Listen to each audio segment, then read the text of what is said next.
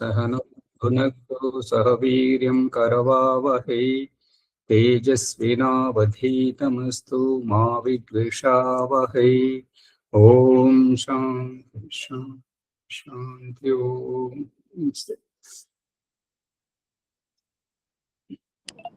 ओम नमस्ते आचार्य जी।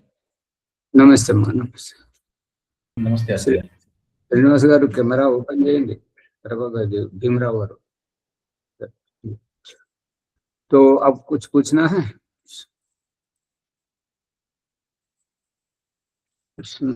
सुने तो सुने राममोहन जी कल का वीडियो। माइक माइक मुझे वो वीडियो नहीं मिला, मैं सुना नहीं आचार्य जी। वो संस्कार विधि गुरु है ना, हाँ, और वो सब्सक्राइब करिए, आपको वो यूट्यूब के वो उसमें क्योंकि चित्र पर आ जाएगा। ठीक है आचार्य। हाँ, ठीक है। हाँ, बात मनोरंजन नहीं करना, सीधा जो पूछना पूछना, फिर नहीं तो फिर शुरू कर देते।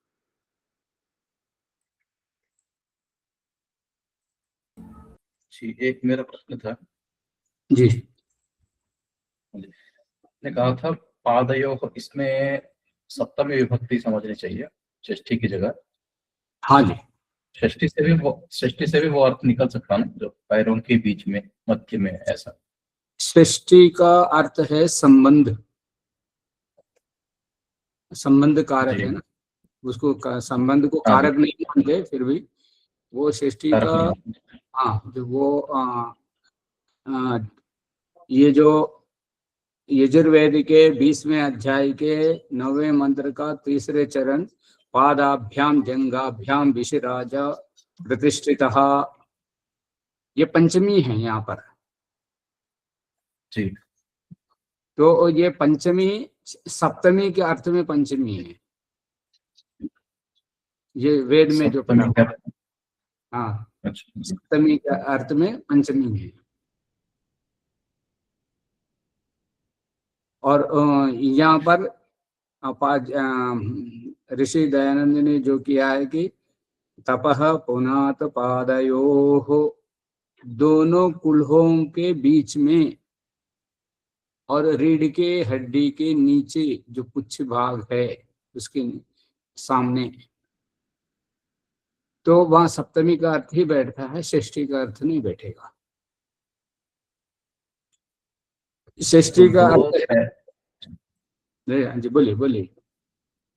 जी, मतलब दो पैरों के बीच में, तो मध्य शब्द तो सप्तमी आ जाएगा, पादयोः तो षष्ठी रह सकता ना।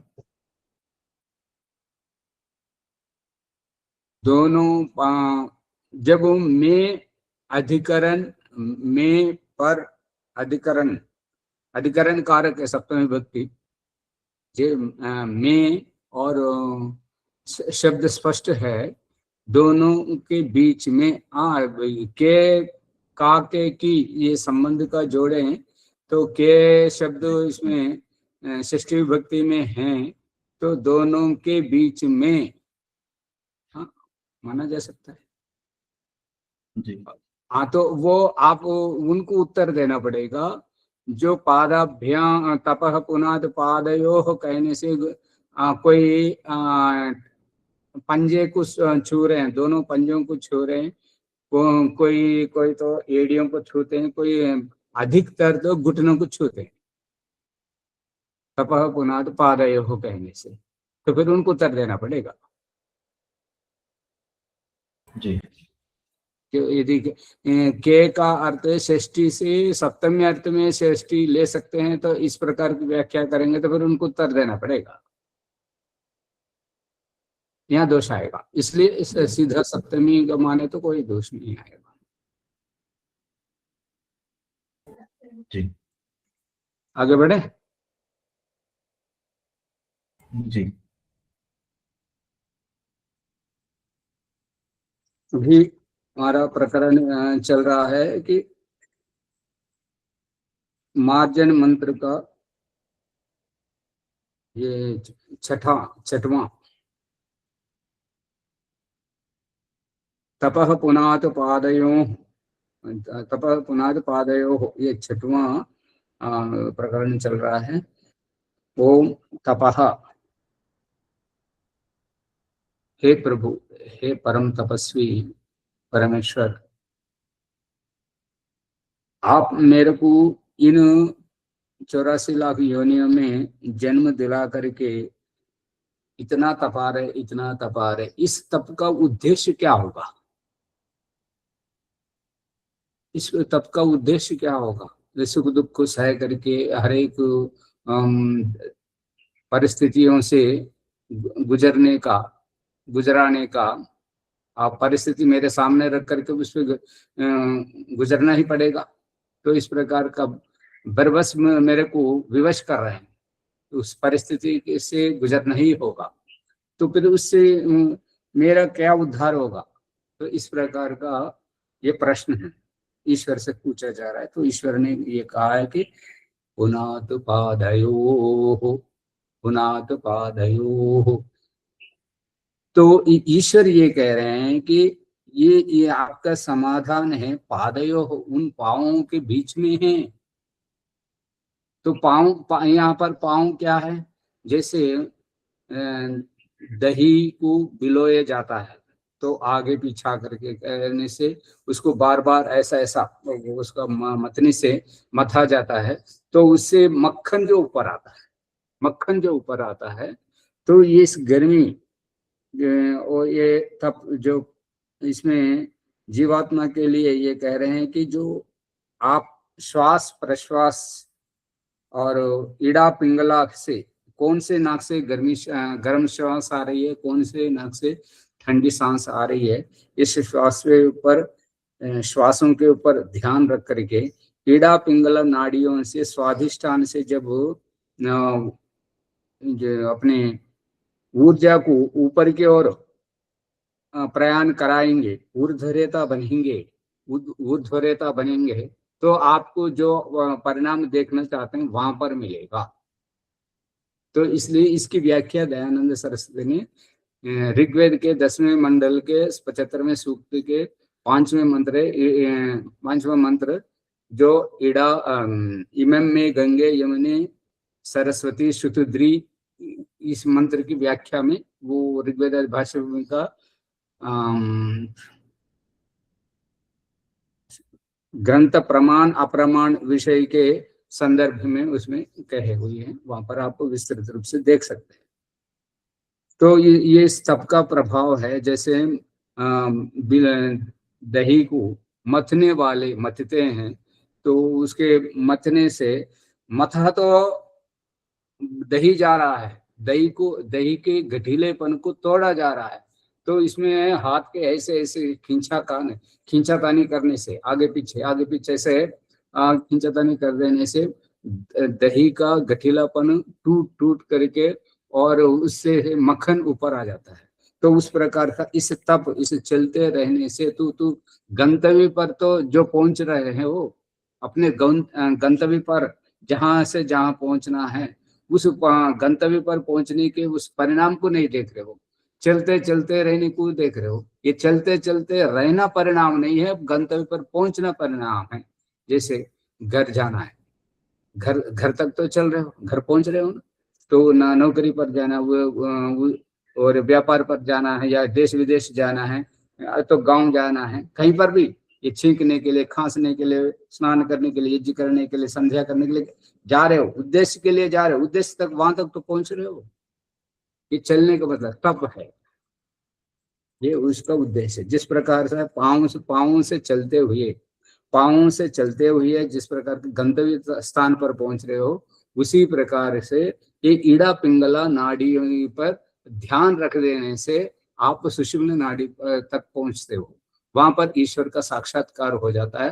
फिर उसके आगे तुम्हारी इच्छा, यदि इसी शरीर में रह करके कार्य करना है या इस शरीर को छोड़ के आगे बढ़ना है, वो आपकी इच्छा। तो इस प्रकार का ये कहा जा रहा है। तो इसलिए तुम्हारा ये पादयो हो, इसकी शुद्धि करो, तुम्हारा चाल चलन। ये पादयो का मतलब है कि तुम्हारा चाल चलन किस ओर चल रहे हो, क्या किस उद्देश्य से चल रहे हो, किस लिए चल रहे हो, तुम उद्देश्य को ध्यान में रखो।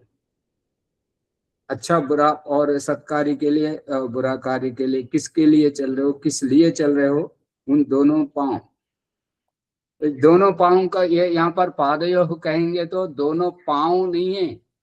यदि दोनों पांव लेंगे तो जो लंगड़े हैं तो वहां पर क्या अर्थ करेंगे, उनके लिए क्या अर्थ होगा, इसलिए यहाँ पर पांव नहीं लेना पड़ेगा। दोनों पांवों का एक पांव में हिसाब करना पड़ेगा, दूसरा वापसी, चाल चलन, आवागमन, आना जाना, किस लिए आ रहे हो, किस लिए जा रहे हो, उद्देश्य क्या है, उद्देश्य की पूर्ति के लिए।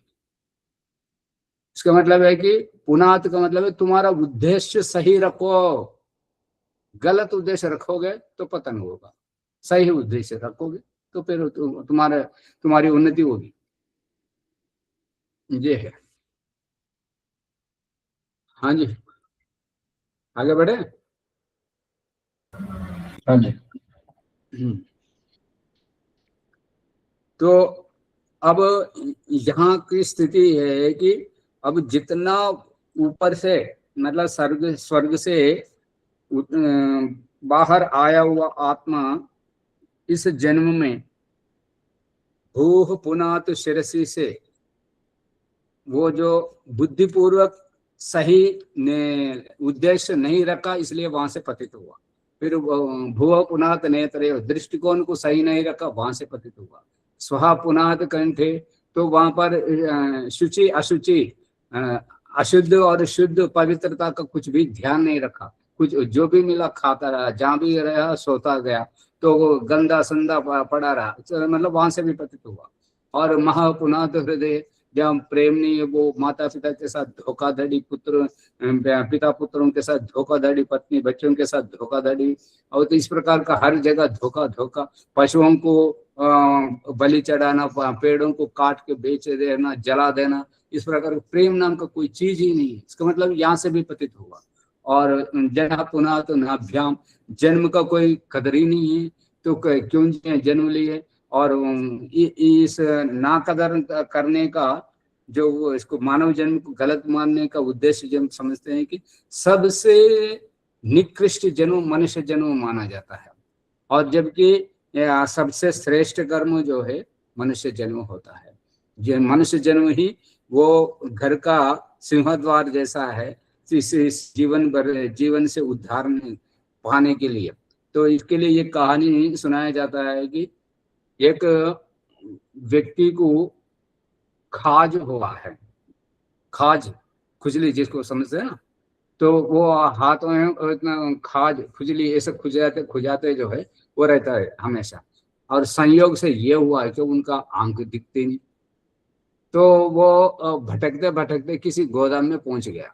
गोदाम में पहुंचते साथ अरे भाई मैं कहाँ आ गया, मुझे कुछ रास्ता दिखाओ, ये ऐसे चिल्ला देने से किसी ने कहा भाई दीवार पे ऐसे फुदकते फुदकते आ जाओ, एक दरवाजा खुला है, वहां से तुम बाहर आ सकते हो। भाई तुम सारे लोग कैमरा बंद करो, मैं बंद करूँ क्या पार्ट, कैमरा बंद कर देने से मतलब तो खुला रखो। तो वो ऐसे फुदकते फुदकते आया, जहां दरवाजा खुला था वहां हाथ ऐसे रखते के साथ ही उनके हाथ में खुजली थी, तो बाहर से ठंडी हवा लगने पर फिर हाथ खुजाते गया, पूरा वो आगे बढ़ता गया। आगे बढ़ते रहने से जो खुला दरवाजा था वो निकल गया, और फिर चक्कर काटते हैं। अब वो फिर वैसे वहाँ जहाँ खुला था थोड़ा सा दरवाजा, फिर वहां हाथ ऐसे रखते के साथ ही बाहर से ठंडी हवा आया, फिर उनको खुजली हुई, फिर खुजाते गए, फिर वो ऐसे। ये खुली हुई दरवाजा जो है मनुष्य जन्म है। इस मनुष्य जन्म में आप अपने को उद्धार कर सकते हैं। जो अच्छे कर्म, बुरे कर्म करेंगे तो और पतित होंगे और पतन होगा। पशु पक्षी मनुष्य कृमि कीटक आदि नीच निकृष्ट जन्मों में जाएंगे।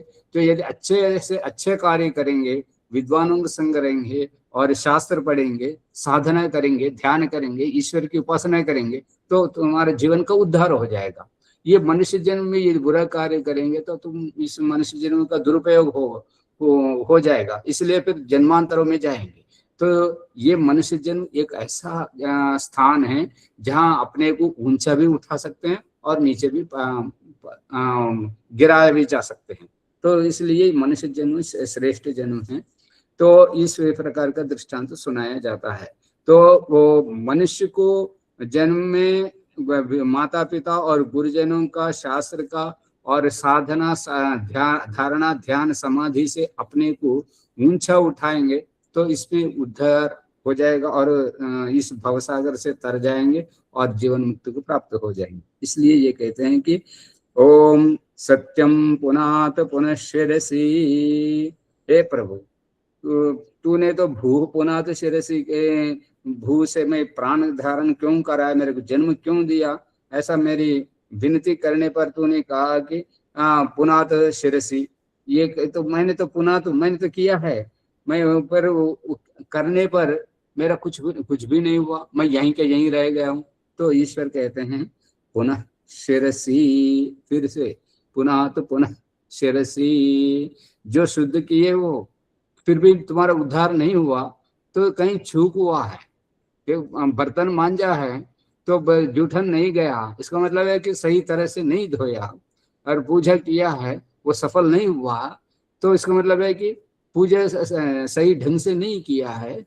तो इसलिए उसमें तन्मयत्व भाव से उसमें तल्लीन होकर के करो, एकाग्र चित्त से करो। तो इस प्रकार से दोबारा करने के लिए कहा है। तो इसके लिए सत्यम पुनः तो पुनश्शिरसि, तुम सत्य स्वरूप हो, तुम और सत्य स्वरूप हो करके जहां से पतित हुए वो हो और वहीं लौट के जाना है।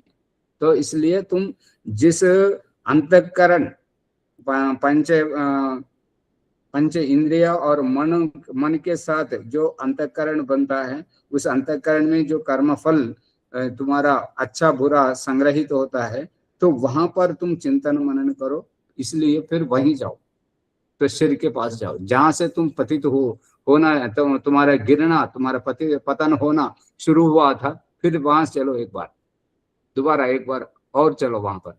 तो इसलिए फिर वहां पर पहुंचने के लिए इशारा करते हैं। तो इसलिए सत्यम पुनः तो पुनश्शिरसि, फिर यहाँ आ जाते हैं। फिर उसके ऊपर वो वहां आने के बाद वो अब उनका भूल समझ में आ जाता है।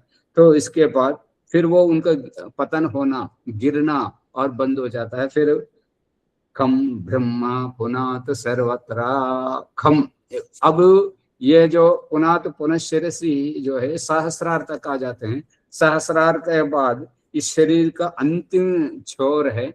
तो इसलिए शरीर का ये देह बंधन से परे होना है और देह मुक्ति के साधन है। इसलिए देह से मुक्त होकर के कहाँ जाते हैं, इसकी व्याख्या करते हैं। यजुर्वेद के 40वें अध्याय का मंत्र है ओम खम ब्रह्मा खम। ओम कौन है? ईश्वर है। और वो ईश्वर कैसा है? खम है। खम का मतलब है कि व्यापक, आकाश जैसा व्यापक। आकाश जैसा नहीं है, मतलब जैसे पंचमहाभूतों में आकाश जिस प्रकार का व्यापक रूप से हमको दिखता है, तो उससे भी विशाल दृष्टिकोण से ये परम ईश्वर जो है कण कण में व्यापक है और इस अंडपिंड ब्रह्मांड को अपने में समाये हुए हैं। उस प्रकार से बिना किसी आधार के हैं।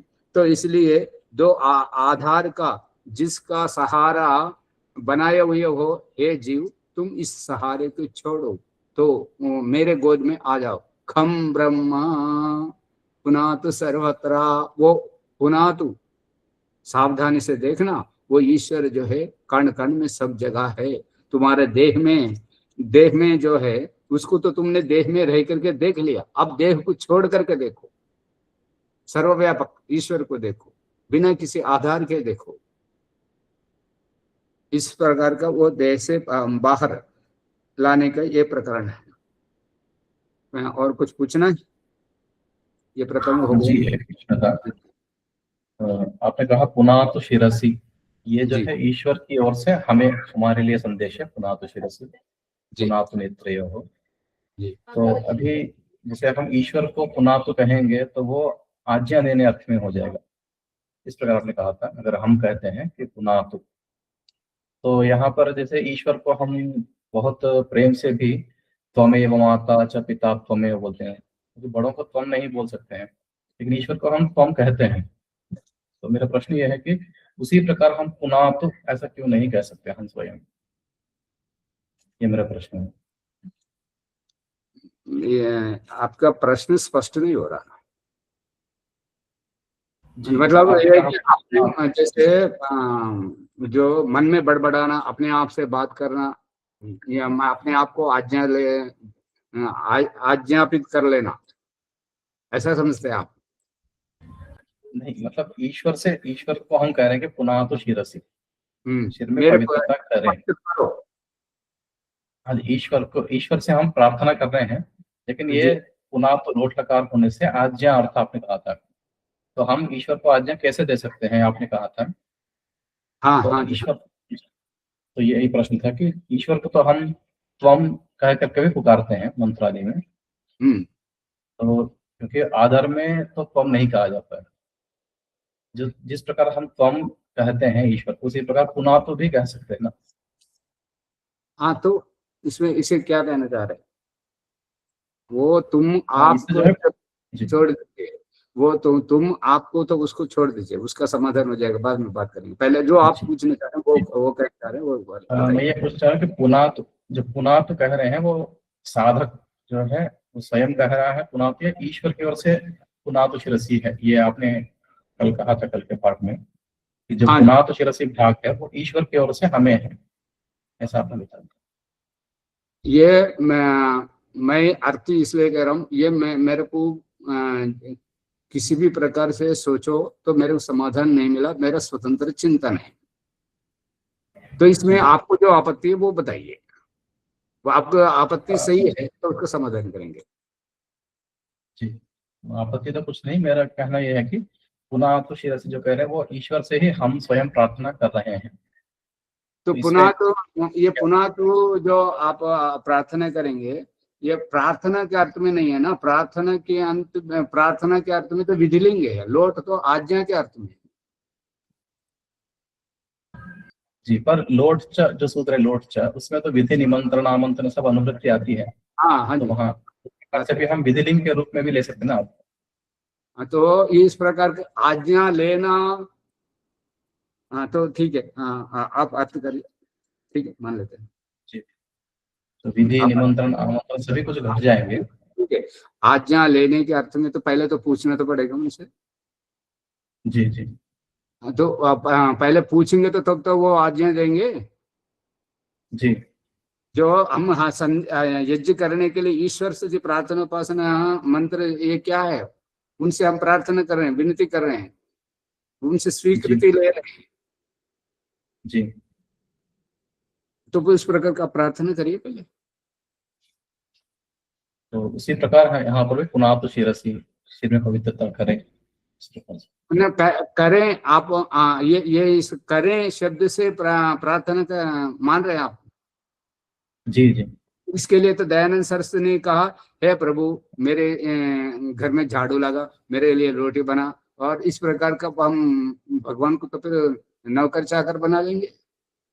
तो भगवान का स्थान भगवान का है, जब उनसे उनसे हम प्रार्थना कर सकते हैं, और वो हमारे ऊपर अनुग्रह करे ना करे वो उनके ऊपर निर्भर करता है। जी, पर यहाँ तो स्पष्ट प्रार्थना लिखी है, तो प्रार्थना कर सकते हैं ना, ऐसा। ये प्रार्थना कहाँ पर लिखी है?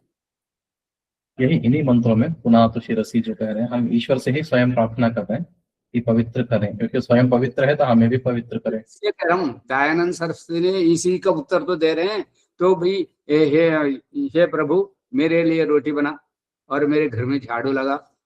ये बात पढ़े कि नहीं पढ़े आपने? ध्यान में है जी। हाँ, तो फिर वो दयानंद सरस्वती स्वयं लिख रहे हैं, तो फिर उसका उत्तर दीजिए। फिर दयानंद सरस्वती का यदि उत्तर बनेगा तो फिर आपके बात पर विचार किया जा सकता है। तो इसलिए बार बार सुनिए, कोई बात नहीं, ये आप इस पर शोध कार्य कर रहे हैं, तो इसलिए मैं अपनी चिंतन आपके सामने रख रहा हूँ, आप विचार करिए और कोई भी शंका समाधान है वो खुल के करिए, कोई ऐसे नहीं है। जी ठीक है, हमको ये प्रकरण बदलना और पुस्तक बदलने का मतलब नहीं रहा, हम विषय को कितना पकड़े, ये मेरा उद्देश्य है। इसे आप सहमत तो हो ये ना? दूसरा मेरा एक ये भी एक दृष्टिकोण सही लगा मुझे, आपने जो कहा हाँ जी, कि ओम भू इतना कहने के पश्चात फिर पुनः तो शिरसि जो है वो ईश्वर की ओर से हमें हाँ जी, संदेश है, ऐसा हाँ ये भी इस दृष्टिकोण अच्छा लगा, जी जी। सही लगा। तो जी ठीक, हाँ। आपको और किसी को कोई शंका है इसमें, आगे बढ़े? ठीक है, तो अब अगला प्रकरण है प्राणायाम का। अब इसको समझने से पहले आपके पास यदि सत्यार्थ प्रकाश है तो आप निकालिए। ऋषि दयानंद इस व्याकृति के विषय में कुछ कहना चाहते हैं, तो आपके सामने ये सत्यार्थ प्रकाश होगा, तो फिर आप स्वयं देख सकते हैं। सत्यार्थ प्रकाश पंचम समोल्लास निकालिए।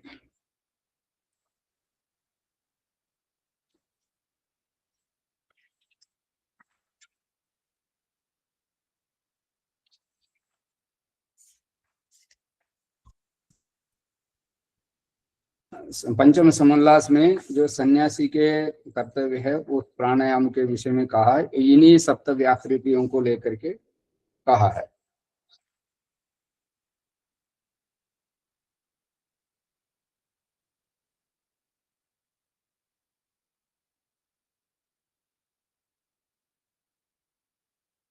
इस पर हमारे इस प्रातः काल की ऑनलाइन कक्षा में इस पर 5 वीडियो बन चुके हैं, मतलब प्राणायाम के विषय में, और अपने सारे लोग इसका प्रयास भी कर रहे हैं, अब पूर्वाभ्यास भी कर रहे हैं।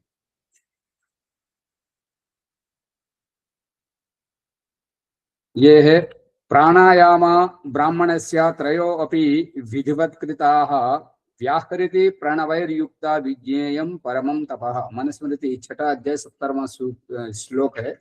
इसके अर्थ में ऋषि दयानंद जी ने जो लिखा वो आप पढ़िए, प्रभाकर जी। मिला? जी नहीं मिला अभी, कहाँ पर? ये पंचम पंचम समोल्लास में। समोल्लास में है। ये जी सन्यासी के विशेष धर्म प्रकरण जो जहाँ लिखा हुआ है उसी में। जी, संन्यास से वनेषु च विदित्येव, यहाँ से शुरुआत। प्राणायाम का जो प्रकरण है, संन्यास विधि है वानप्रस्थ, और संन्यास विधि के बाद प्राणायाम मिल गया। प्राणायाम संन्यास विधि तो है। संन्यास विधि के अंतर्गत ही आगे बढ़िए, 1-2 पन्ने जी पलटिए। जी प्राणायाम का रहस्य जो बताए जा रहे हैं, श्लोक कौन सा है? ये प्राणायाम ब्राह्मणस्य त्रयोपि विधिवत् कृताः व्याहृति प्रणवैर्युक्ता विज्ञेयं परमं तपः। तपस्సు क्या है, तप क्या है, वो बता रहे हैं। अच्छा ठीक, 8वां। हाँ बोलिए बोलिए, इसका अर्थ आप जी, पढ़िए। प्राणायाम ब्राह्मणस्य त्रयोपि विधिवत् कृताः व्याहृति प्राणवैर्युक्ता विज्ञेयं परमं तपः। हाँ, तो इसका अर्थ कहते ये हैं अभी जो जी तप पुनाद पादयो वहीं पर इसको पढ़ना था, अब व्याकृति नाम आया है तो दोनों के लिए ये संबंधित होगा। पढ़िए, आप पढ़िए, अर्थ जी पढ़िए। हाँ, अर्थ है, इसलिए ब्राह्मण अर्थात ब्रह्मविद सन्यासी को उचित है कि ओंकार पूर्वक सप्त व्याकृतियों से विधि पूर्वक प्राणायाम जितनी शक्ति हो उतने करें, परंतु 3 से तो न्यून प्राणायाम कभी न करें। यही सन्यासी का परम तप है। हाँ जी, जी तो यहाँ पर ये प्राणायाम करने के लिए कह रहे हैं व्याहृति, ओंकार ओंकार का उच्चारण ओंकार पूर्वक सप्त व्याकृतियों से विधि पूर्वक यथाशक्ति प्राणायाम को करें। जी तो ये प्राणायाम का मतलब है कि ये जो बाह्य प्राणायाम और आभ्यंतर प्राणायाम और उद्गीत, ये 3 हैं। और बाह्याभ्यंतर विद्याक्षेपी, इसमें सारे जब वो श्वास को ऊपर उठाते हैं तो ये मूलाधार जो है पेड़ू और पायु, पेड़ू पायु और उपस्थ, ये सारे ऊपर उठे हुए रहते हैं। इसको उड्डयन बंध भी कहते हैं। ये दयानंद सरस्वती ने नाम नहीं लिखा, हठ योग आदि में वो उड्डयन नाम रखते हैं, जब उठे हुए रहते हैं ये प्राणायाम खींच के रखने से। तो इसमें जब वो श्वास पूरा बाहर फेंकते हैं, तो श्वास पूरा बाहर यदि फेंकते हैं तो ये पेड़ ऊपर उठा हुआ रहता है, उठा हुआ को उठा हुआ ही पकड़ना, उठा हुआ को उठा हुआ ही पकड़े रहे। तो जैसे आप झंडू बाम और जिंदा तिलस्म, उसके ढक्कन खोल देने से उसका जो श्वास आता है वो शीशी तो बाएं हाथ में रहती है, और ढक्कन खोलते के साथ ही वो श्वास ऊपर उड़ करके अपने नाक में लगती है ना। तो उस प्रकार से ये जो हमारा वीर्य कोश में जो वीर्य होता है, वो वीर्य का दिखने वाला सफेदपन जो रूप है वो शरीर में पच जाएगा, तो उसका ब्रह्मचर्य पालन कहते हैं। तो उसका जो सूक्ष्म रूप है, वाष्प रूप है, जो आंखों को ना दिखने वाला रूप है, वो ऊपर उठता हुआ आएगा। तो इसके लिए कहते हैं कि एक बार जब बाहर फेंकते हैं तो उसमें ये सप्त व्याकृति बोलना है। सप्त व्याकृति का केवल उच्चारण नहीं करना है। ओम भू ओम भू ओम स्वः ओम महा ओम जनः तपः ओम सत्यम, ये उच्चारण नहीं करना है। तो भू का मतलब क्या है, भुवः मतलब क्या है, स्वः का मतलब क्या है, महा मतलब क्या है, जनः मतलब क्या है, तपः मतलब क्या है, सत्यम का मतलब क्या है, ये इनका चिंतन करना है। इस प्रकार का विचार करना, तब तो रोकने में तो बहुत समय लगेगा। तो कितने व्याहृति में कितने व्याहृति, ये का अर्थ समझने तक रोक सकते हैं, या 2 के लिए, या 3 के लिए, या 4 5 6 के कितने व्याहृति रोकने तक, चिंतन करने तक रोक सकते हैं। ये इसका सामर्थ्य बढ़ा रहे हैं। ठीक है। तो इस पर क्या होता है, जो चक्र होता है, चक्र होता है। अब जो चक्रों की बात आ रही है, अब उस चक्र की बात अब उजागर होगा। वो कैसे उजागर होता है, ये देखिए। जब तक व्यक्ति मैं, मेरा स्वार्थ, और कुछ ऐसे लोग होते हैं अपने लिए कुछ काम का हो या ना हो, दूसरों का ना होना चाहिए। ऐसे लोगों को देखें जो बिगाड़ ही बिगाड़ करते रहते हैं, उनके लिए कोई फायदा नहीं है, उनका कोई प्रयोजन नहीं है, फिर भी दूसरों को बिगाड़ देते हैं। देखें आपके जीवन में आए ऐसे लोग? जी जी बिल्कुल। तो उस प्रकार की प्रवृत्ति जो है मूलाधार में रहने का, जो दोनों कुल्हों के, पांवों के कुल्हों के जो हड्डियों का जोड़ और रीढ़ के हड्डी के जो पुच्छ भाग है, तो वहां पर उसको मूलाधार कहते हैं, वहां पर जो रहता है। तो उसके लिए प्रेरित करते रहते हैं। हर कोई वहां ही है, हर कोई वही है जो मनुष्य जन्म में है। तो उन सबको वहां से भगा रहे हैं, वहां से तुम ऊपर उठो, ऊपर उठो, तुम यहाँ रहने वाले नहीं हो, कह करके वेद में ईश्वर ने यजुर्वेद के मंत्र, जो कल आपको लिखाया था मैंने, कल परसों, और आगे के प्रकरण में और विस्तार रूप से आ रहा है। और अभी संध्योपासन के उपस्थान का जो अंतिम मंत्र है, उत उत उत वयम तमसस्वर स्वाहा, इस तामसिक, इस गंदगी, इस निचले स्थान पर, इस निम्न स्तर से ऊपर उठना है। पश्यंत उत्तरम, इस मनुष्य जन्म से ऊपर ऊपर देखना है। पश्यंत उत्तरम देवम देवत्रा सूर्यम अगन्म ज्योतिरुत्तमम, वो उत्तम ज्योति स्वरूप है, वो वहां पर हमें पहुंचना है। सूर्य के अंदर जो सूर्य की जो सफेदी गोलाकार है, उसके बीच में जो काला धब्बा सा है, उसको ब्लैक होल कहते हैं।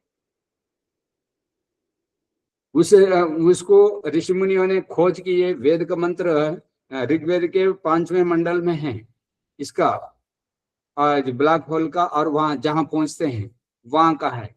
और ईश्वर कहाँ है, इस प्रसंग में वो स्वयं वेद में आया है।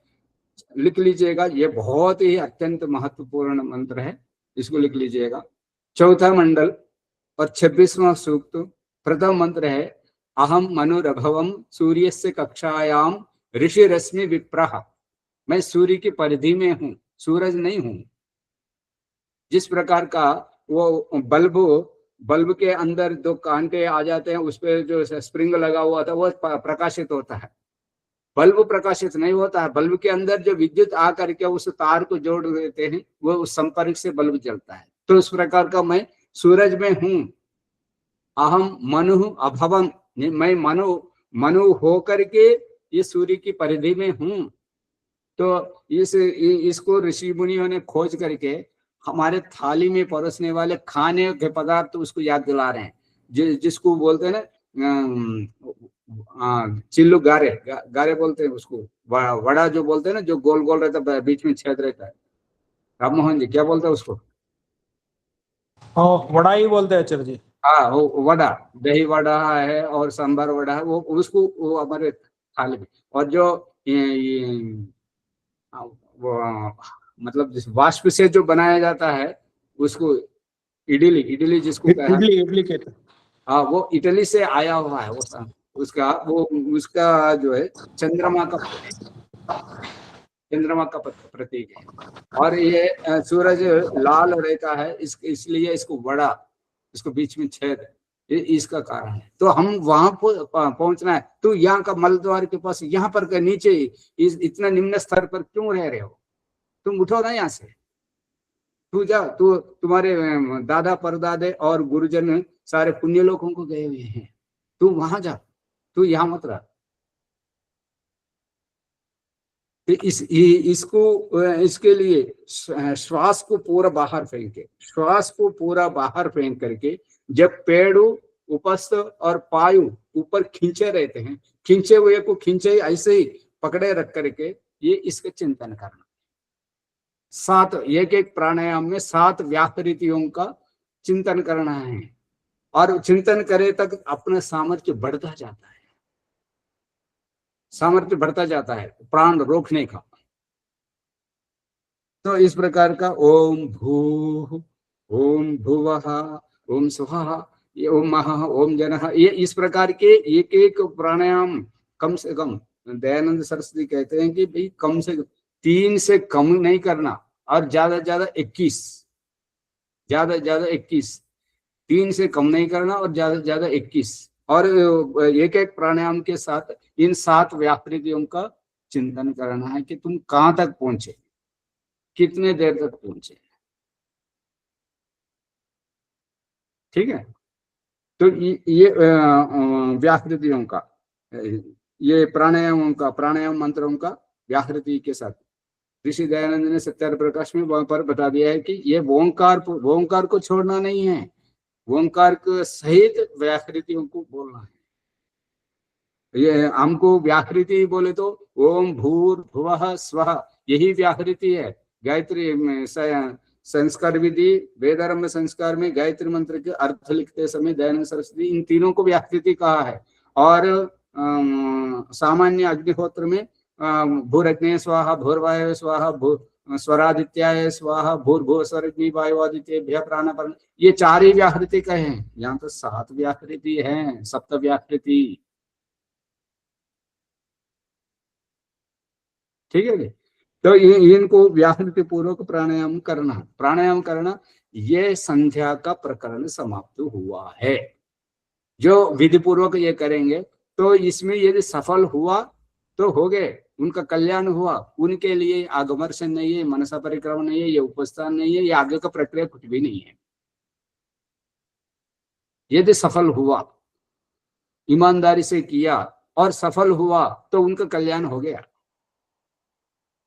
और जो उठ करके आ रहे हैं, संध्या से उठ करके आ रहे हैं, ये सारे असफल हुए हैं।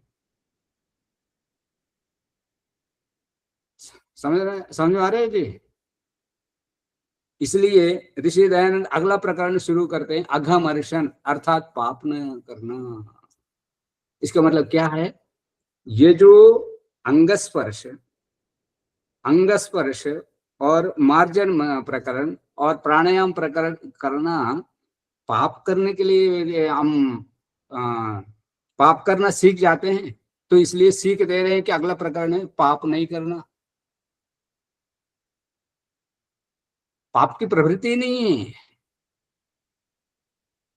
तो इसलिए ये इस अघमर्षण प्रकरण में जो है पाप नहीं करना, मन की शुद्धि, और ये पाप की अघमर्षण, पाप नहीं करने की ये उदाहरण कहाँ से लाए? दुनिया भर में यदि कोई पुस्तक है सबसे पुरानी वो ऋग्वेद है, सबसे बड़ा बहुत बड़ा बृहद ग्रंथ है। उस ग्रंथ का अंतिम में है, संगठन से पूर्व अंतिम सूक्त है 190वां, 10वें मंडल 190वां सूक्त है, 3 मंत्र। ऋग्वेद को कहा जाता है ज्ञान कांड। ज्ञान कांड में आरंभ में कहना था और अंत में बता रहे हैं। मतलब ज्ञान आने पर, वेद को समझने पर घमंड नहीं करना, अहंकार नहीं करना, जिससे पतित हो सकते हो। अंत में जुड़ के रहना, मिल के रहना, संगच्छध्वम संवदध्वम। उसके आगे अगमर्षण के बाद हमको जोड़ के रखना चाहते हैं भगवान परस्पर। तो इसलिए ऋषि दयानंद जी उस ऋग्वेद के अंतिम सूक्त को ला करके यहाँ पर अघमर्षण, अगला प्रकरण जो असफल लोग हैं, पूर्व प्रकरण में सफल नहीं हुए हैं, उनका अब दूसरा प्रकरण आरंभ हो रहा है। इस दूसरा प्रकरण आरंभ हो रहा है। इस आरंभ कहां से करवा रहे? पाप नहीं करना, यहां से शुरू कर। और यहाँ पर ऋतम च सत्यं च, ऋत क्या है, सत्य क्या है? सत्य का मतलब जो वास्तव में, जो मेरे लिए वास्तव है, आपके लिए क्या है और किसी और के लिए क्या है? वास्तव नहीं। वो जो भीख मांगने के लिए जो राष्ट्रपति है, जो पहुंचे हुए ऋषि है, उनके लिए क्या है? सत्य का मतलब सबके लिए वही है, वास्तव है। पर जो रित है, ये रित अलग चीज है, सत्य अलग चीज है। सत्य हमारे लिए सत्य हो सकता है, जो भीख देने वाले के लिए एक सत्य है, मांगने वाले के लिए एक सत्य है, राष्ट्रपति प्रधानमंत्री के लिए एक सत्य है, हमारे राष्ट्र के जो अच्छे व्यक्ति हैं, जो अजित धोवल है, जयशंकर जी हैं, इनके लिए सत्य और है। और जो घुसपैठिए से घुस करके आए हैं रोहिंग्या, इनके लिए सत्य अलग है। अलग है या एक ही है? अलग है आचार्य जी। हाँ, तो इसलिए यहाँ पर रित से वो भेदभाव हमें ज्ञात करा रहे हैं ईश्वर कि रित का मतलब कभी परिवर्तित नहीं होता, किसी के लिए भी हो। अभी आर्य समाज में एक धारणा बनी हुई है कि ये नए लोगों को निराकार समझ में नहीं आता, इसलिए पहले उनको आकार की छूट देनी चाहिए। आकार से फिर जब समझ जाएंगे तो वो अपने आप छोड़ देंगे, निराकार की तरफ आ जाएंगे। ये बात कहाँ तक सत्य है? सोच समझ करके बोलना। आज एक असत्य है आचार्य जी, हाँ जी, ये सत्य नहीं, असत्य है। प्रभाकर जी कुछ बोल नहीं रहे हैं जी, ये सत्य नहीं है। क्यों सत्य नहीं है? क्योंकि अभी एक बार फिर उसमें विश्वास, फिर आया, फिर विश्वास शब्द आया, फिर फंस जाएंगे। मान लीजिए, जो वास्तविक नहीं है। नहीं सुनिए, और वो इनका विश्वास शब्द की व्याख्या करते हैं थोड़ा, फिर दोबारा ना कर सके इसलिए। ये माता पिता हमारे इसी जन्म के हैं या जन्म जन्मांतर में हमारे साथ रहते हैं? इसी जन्म के। तो क्या कभी आपके माता पर विश्वास किया आपने? अपने बच्चे पर विश्वास किए, अपनी पत्नी पिता पर विश्वास किए, अपने बहनों पर विश्वास किए कभी?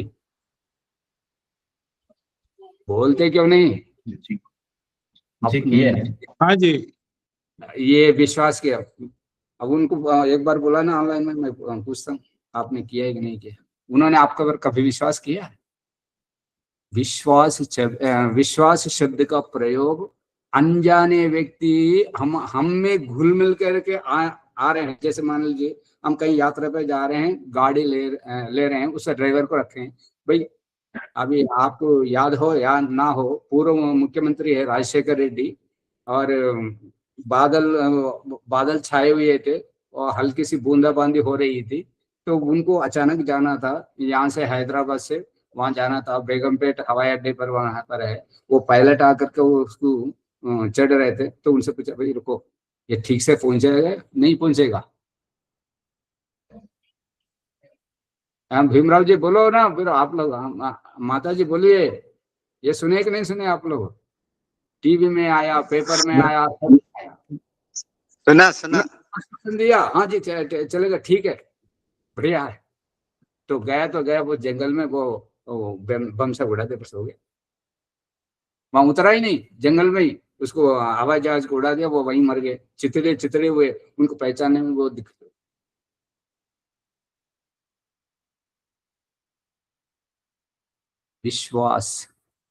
विश्वासजनक है वो ड्राइवर, गंतव्य स्थान तक सही माने ले जाएगा या कहीं गड्ढे में गिरा देगा, टक्कर लगा देगा, क्या करेगा? विश्वास, किसी को काम पर रखेंगे, किसी को घर सौंप के जाएंगे, विश्वास उस पर वहां पर आता है। अपरिचितों पर विश्वास का शब्द का संबंध आता है, अपनों पर नहीं आता। अब घर आपको गृहस्थी है या ब्रह्मचारी है प्रभाकर जी? जी गृहस्थ हूँ। हाँ, तो कभी घर से जाते समय अपनी पत्नी को कह दिए कि हाँ तुम पर मुझे पूरा भरोसा, तुम्हारा विश्वास है, मैं घर सौंप के जा रहा हूँ, ऐसा कभी बोल के गए?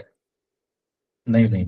फिर घर से निकलते समय पिताजी मैं जा रहा हूँ, आपके पर भरोसा है, मेरे आने तक अपने घर की संपत्ति को ऐसे रखेंगे, बेचवास नहीं करेंगे, ऐसा कभी बता के आया? नहीं। इसलिए अपनों के साथ विश्वास की बात नहीं आती। तो एक जन्म में रहने वाले माता पिता और पत्नी बच्चों के लिए, इनके लिए विश्वास की बात नहीं आती, नहीं जमती। तो जन्म जन्मांतर में हमारे साथ रहने वाले हैं परमेश्वर। हम जन्म जन्मांतर में भटक भटक करके अब गर्भ से आ रहे हैं, तो हमारे लिए ये धरती के कण कण में बिछ करके डॉक्टर के रूप में गर्भ से आते हुए बच्चे के लिए, आओ बेटे, उस बच्चे के लिए दयानंद सरस्वती मंत्र लिखते, अमृता उपस्तरणमसि, हे प्रभु, हे अमृत स्वरूप, मेरे लिए मैं तुम्हारा आपका स्वर्ग छोड़ के आया, आपका सानिध्य छोड़ के आया, इस प्रकार धर धर भटकते हुए इस रूप में जन्म लेते हुए मेरे लिए आप उपस्तरण बने हुए हो, धन्य हुआ प्रभु। हम भूल गए भगवान को, पर वो हमें नहीं भूले। प्रभाकर जी पकड़े कि नहीं पकड़े विषय को? जी। तो इसलिए ईश्वर के साथ विश्वास शब्द संबंधित नहीं होता। उनके बिना हमारा जीवन ही नहीं है। जन्म को तो छोड़ो, जीवन ही नहीं है। तो उतने गहराई के साथ भगवान हमारे अंदर रह करके गलती करते समय, नहीं ये नहीं करना बेटे, गलत नहीं करना, करोगे तो फिर पकड़े जाओगे, मार होगी, और सामाजिक अपराध है तो पुलिस पकड़ेंगे, जेल में रखेंगे और मानहानि होगी, नहीं करना, गलत नहीं करना। हमको डरा रहे हैं, पसीना छूटता है एक एक बार, तो इधर उधर बगले झांकते रहते हैं, उतना डराते हैं। और जब अच्छे कार्य करने जाते हैं तो उत्साहित कर, प्रोत्साहित करते हैं, पुलकित रोमांचित कर देते हैं। तो इस प्रकार के हमसे कभी अलग हो ही नहीं सकता, उसके ऊपर विश्वास हो सकता है क्या किसी भी जन्म में? हमारे साथ रहने वाले हैं। तो इसलिए विश्वास, ये पौराणिकों की भाषा है, श्रद्धा पौराणिकों की भाषा है, वैदिक की भाषा नहीं है।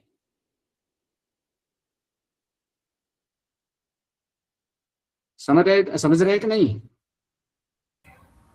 जी, श्रद्धा का एक बार थोड़ा विस्तार कीजिए। हाँ जी, तो आगे बढ़े। हाँ जी। जी। तो ये ऋत जो है भूत भविष्य वर्तमान हमारे लिए है, परमेश्वर के लिए नहीं है। परमेश्वर ही इन काल की रचना संरचना की है। काल की रचना वो हमारे तक कैसे आया? जिस अन्न को हम खाते हैं, उस अन्न काल की परिधि में पकता है। उस अन्न को खाने से अन्न का रूप छिल जाने पर अन्न का जो रस है उससे हमारा शरीर बनता है। उस शरीर में उम्र है। शरीर से हम बाल बच्चे बूढ़े और क्षता विक्षत लंगड़े लूले सब उस शरीर के साथ है।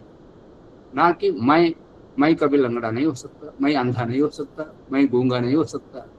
मेरा शरीर हो सकता है, मेरे आंख जा सकती है, मेरे कान बहरे हो सकते हैं, मेरे मुंह की बोलती बंद हो सकती है, मैं गूंगा हो सकता हूँ, लंगड़ा लूला हो सकता हूँ, पर है कि मैं नहीं हो सकता, मेरा शरीर हो सकता है।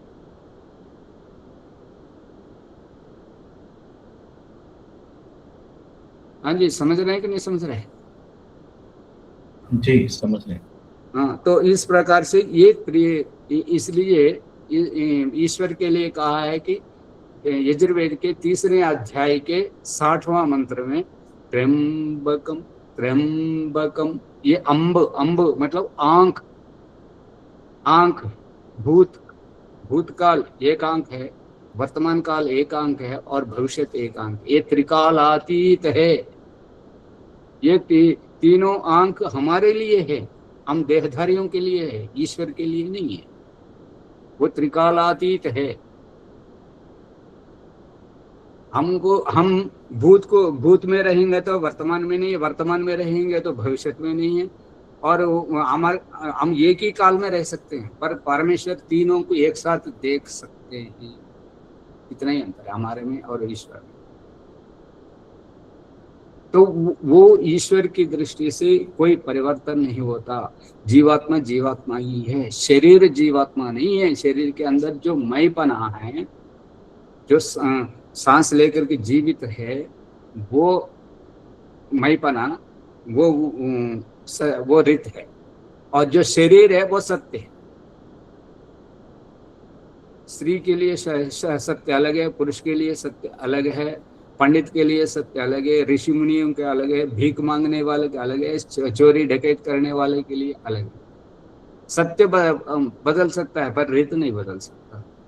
इसलिए वैदिक विचारधारा के अनुसार वो आर्य समाज में ये कहते हैं ना, वो प्रसंग उठाए तो पर बताए नहीं, ये कि मूर्ति पूजा रखनी चाहिए आरंभ के लोगों के लिए, और समझदार लोग तो स्वतः छोड़ देते हैं, पर ना समझ तो उनको मूर्ति को रखनी चाहिए। तो ईश्वर ये कहते हैं धरती, समझदार हो ना समझ हो, धरती पर ही चलना पड़ेगा उन्हें, और अन्न खा करके जीना पड़ेगा, सांस लेकर के जीना पड़ेगा। सांस का जो आधार है वायु, वो सबके लिए एक है, अलग अलग है? एक है सबके लिए। और शुभ्रता अशुद्धि को दूर करने के लिए जो जल है वो सबके लिए, पंडित के लिए और प्रधानमंत्री के लिए और भीख मांगने वालों के लिए पीने के लिए और मलमूत्र धोने के लिए, सबके लिए एक है, अलग अलग है? एक ही है। सांस लेने का वायु एक है, चलने का धरती एक है, और आसमान एक है, आकाश। और जिसमें प्रातः काल सायंकाल जो अग्नि के संयोग में ले जा रहे हैं भगवान हमें, अग्नि के मतलब भोजन पका के खाना, तो वो भोजन किसके लिए? पका हुआ भोजन कौन खा सकता है? जो मनुष्य है। मनुष्य की जो जीर्ण शक्ति है, जठराग्नि जो है, पका हुआ अन्न को ही पचा सकती है, कच्चा अन्न को नहीं पचा सकता। कच्चा अन्न पशु के लिए, इसलिए उसको लिटा करके चला रहे हैं, मनुष्य को खड़ा करके चला रहे हैं। पशु थक जाने पर भी उसको वैसे ही लिटा करके चला रहे थे, और थक जाने पर सोते समय भी वैसे को उसको लिटा कर रखते हैं। मनुष्य को खड़ा करके चलवा रहे हैं, और जब थक जाते हैं तो लिटा करके विश्राम दिला रहे हैं।